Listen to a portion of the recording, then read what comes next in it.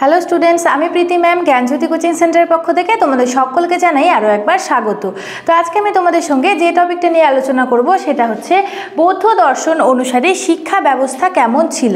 ঠিক আছে, তো এটা কিন্তু তোমাদের সেকেন্ড সেমিস্টার মেজর এডুকেশনের একটি গুরুত্বপূর্ণ টপিক। তো চলো দেরি না করে আলোচনা শুরু করছি। তো দেখো, বৌদ্ধ দর্শন অনুসারে শিক্ষা ব্যবস্থা কেমন ছিল, শিক্ষার লক্ষ্য কী ছিল, পাঠ্যক্রম কেমন ছিল, এইসব বিষয় নিয়ে কিন্তু আজকে আলোচনা। তো দেখো, আধুনিক যুগে ও বাস্তব ক্ষেত্রে বৌদ্ধ দর্শন সবচেয়ে প্রয়োগধর্মী ছিল। ঠিক আছে, সবচেয়ে প্রয়োগধর্মী, যা এর গ্রহণযোগ্যতা ও প্রভাবের দিককে আরও দৃঢ় করে তুলেছে। ঠিক এইভাবেই, ঠিক একই প্রভাবে শিক্ষাক্ষেত্রে সমানভাবে এর লক্ষ্য করা যায়। ঠিক আছে, শিক্ষাক্ষেত্রেও কিন্তু এটা লক্ষ্য করা যায়। তো দেখো, বৌদ্ধ দর্শন অনুসারে শিক্ষার লক্ষ্য কী ছিল।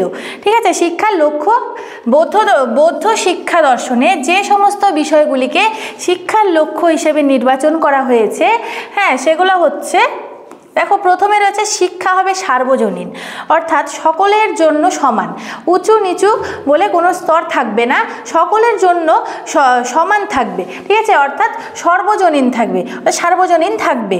এবং দ্বিতীয়, দেখো, শিক্ষা সর্বদাই সকলের জন্য সমান হবে। তাহলে বৌদ্ধ দর্শনের শিক্ষা ব্যবস্থা কি? সকলের জন্য সমান। ঠিক আছে, অর্থাৎ সুযোগ সুবিধা প্রদানের যে ব্যাপার থাকে, সেই ব্যাপারেও সমতা বজায় থাকবে, অর্থাৎ সকলের সমান সুযোগ সুবিধা থাকবে। ঠিক আছে, এরপরে 3 নম্বরে দেখো, স্বচ্ছ ও নির্মল ব্যক্তিত্বের নির্মাণ হবে। ঠিক আছে, এবং এরপরে দেখো, এরপরে দেওয়া রয়েছে যে বৌদ্ধ দর্শনের পাঠ্যক্রম কেমন ছিল। ঠিক আছে, পাঠ্যক্রম ছিল, দেখো, বৌদ্ধ দর্শনের পাঠ্যক্রম,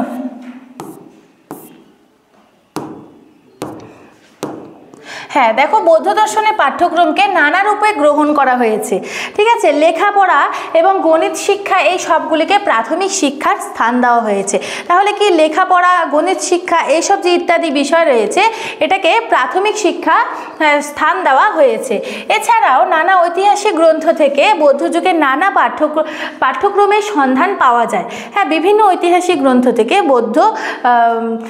এই যে বৌদ্ধ যুগের নানা পাঠ্যক্রমের সন্ধান পাওয়া যায়, যথা ইতিহাস, জ্যোতিষ, সঙ্গীত, আয়ুর্বেদ, হ্যাঁ, সংস্কৃত, অর্থশাস্ত্র, রাষ্ট্রনীতি ইত্যাদি।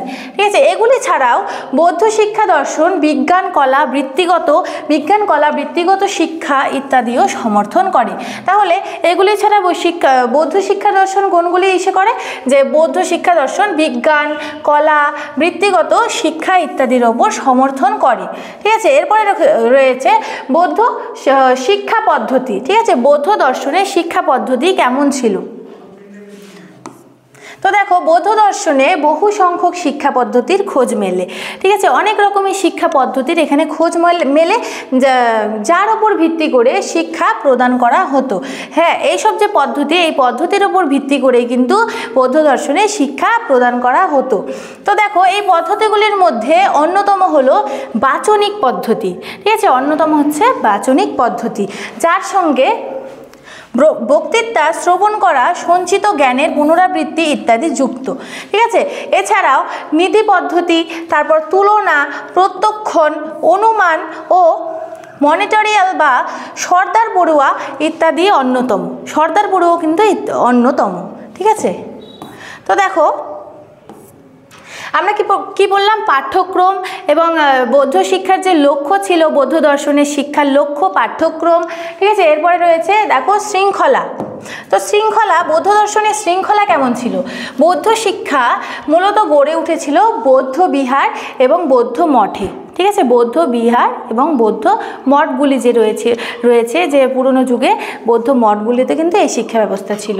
তো এই দুটি শিক্ষা প্রতিষ্ঠানের মাঝে শিশু তার প্রাথমিক শিক্ষা ও পরবর্তী শিক্ষা অর্জন করত।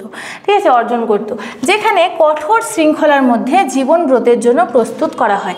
এই যে বৌদ্ধ দর্শন অর্থাৎ বৌদ্ধ শিক্ষা ব্যবস্থা, এটা কিন্তু কঠোর নিয়ম ছিল, আবার অতিরিক্ত কঠোর নিয়মও ছিল না বলা যায়।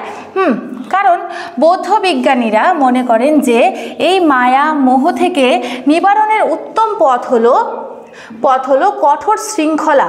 ঠিক আছে, এই যে মায়া মোহ ইত্যাদি নিবারণ অর্থাৎ ইত্যাদি ত্যাগ করার অন্যতম পথ হচ্ছে কঠোর শৃঙ্খলা। ঠিক আছে, কঠোর শৃঙ্খলার মধ্যে দিয়ে এইসব এইসব মানে নিবারণ করা যাবে, যা তাকে জীবনের দুঃখ চক্র থেকে মুক্তি দিয়ে মোক্ষর পথের দিকে এগিয়ে নিয়ে যাবে। ঠিক আছে, এই যে জীবনের দুঃখ, জরা ব্যাধি এইসব থেকে মুক্তি দিয়ে জীবনের পথে তাকে এগিয়ে নিয়ে যাবে।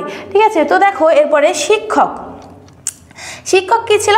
শিক্ষক আর্য সত্য ও অষ্টাঙ্গিক মার্গের পথিক হবেন। ঠিক আছে, এই যে অষ্টাঙ্গিক মার্গ, বৌদ্ধ দর্শনে অষ্টাঙ্গিক মার্গ কিন্তু একটি গুরুত্বপূর্ণ বিষয়। এই যে অষ্টাঙ্গিক মার্গ, এই অষ্টাঙ্গিক মার্গের পথিক হবেন কারা? শিক্ষক। হ্যাঁ, তিনি হবেন সত্য জ্ঞানের পরিপূর্ণ ও মঠ ভিক্ষুক। ঠিক আছে, সত্য জ্ঞানে পরিপূর্ণ থাকবে, তার মধ্যে যেন কোনো মিথ্যে ভাব না থাকে। ঠিক আছে, শিক্ষক মানসিকভাবে দৃঢ়, জাগতিক মায়া ও মোহ থেকে মুক্ত হবেন। এই যে জগতের মায়া মোহ এইসব থেকে কিন্তু শিক্ষককে মানে মুক্ত হতে বলেছেন বৌদ্ধ দর্শনে। হ্যাঁ, এবং তারা অষ্টাঙ্গিক মার্গের ওপর তাদের অষ্টাঙ্গিক মার্গ শিক্ষকের পথিক হবেন বলে এখানে তারা উল্লেখ করেছেন।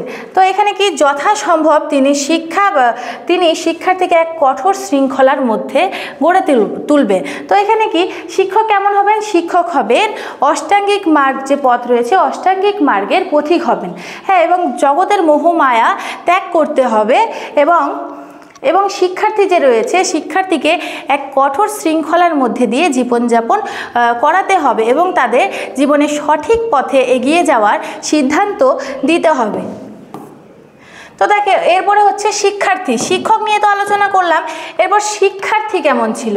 তো শিক্ষার্থী কেমন হবে? শিক্ষার্থী হবে গুরুর অনুসরণকারী, অর্থাৎ গুরু যেসব আদেশ দেবেন, হ্যাঁ, এইসব আদেশের তাকে পালন করতে হবে। তো ঠিক এখানে সে কারণেই বলেছে শিক্ষার্থী হবে গুরুর অনুসরণকারী, অর্থাৎ গুরুকে অনুসরণ করবে। গুরুর অবমাননা তার কাছ থেকে কাম্য নয়, অর্থাৎ গুরুর আদেশ যে পালন করবে না এমন বিষয় কিন্তু কাম্য করা যায় না। শিক্ষার্থী গুরুর 10 শিক্ষাপাদুনি অনুসরণ করবে। ঠিক আছে, 10টি শিক্ষাপাদুনি অনুসরণ করবে। শিক্ষার্থীর কাছেও গুরুর ন্যায় গুণ পিতৃতুল্য ভক্তি কাম্য। ঠিক আছে, তো এখানে কি বলা হচ্ছে? শিক্ষার্থীর কাছেও গুরুর ন্যায় গুণ পিতৃতুল্য ভক্তি কাম্য। ঠিক আছে, শিক্ষার্থীর ধর্ম কি হবে? তো শিক্ষার্থীর ধর্ম এখানে বলা রয়েছে বুদ্ধম শরণম গচ্ছামি, ধম্মম শরণম গচ্ছামি, এরপর রয়েছে সংঘম শরণম গচ্ছামি। তো এটাই হচ্ছে শিক্ষার্থীর ধর্ম। তো আজকে আমি আলোচনা করলাম যে বৌদ্ধ দর্শন যে রয়েছে বৌদ্ধ দর্শনের শিক্ষা পদ্ধতি কেমন ছিল, শিক্ষার লক্ষ্য, পাঠ্যক্রম, শিক্ষার্থী, শিক্ষক, এইসব বিষয় নিয়ে কিন্তু আলোচনা করলাম। তো আমার আজকের ভিডিও এতটুকুই, দেখা হচ্ছে পরের ভিডিওতে। তো ভিডিওটি শেষ করার আগে তোমাদের ছোট্ট একটা ইনফরমেশন দিতে চাই। তোমরা যদি জ্ঞানজ্যোতি কোচিং সেন্টারে অনলাইনে যুক্ত হতে চাও তাহলে দেখো স্ক্রিনে দুটো নাম্বার দেখতে পাচ্ছ, এই দুটো নাম্বারের মধ্যে যে কোনো একটা নাম্বারের সঙ্গে তোমরা যোগাযোগ করতে পারো। এটা হচ্ছে আমাদের জ্ঞানজ্যোতি কোচিং সেন্টারের অফিসিয়াল হেল্পলাইন নাম্বার। তো ভিডিওটি শুরু থেকে শেষ পর্যন্ত দেখার জন্য থ্যাংক ইউ।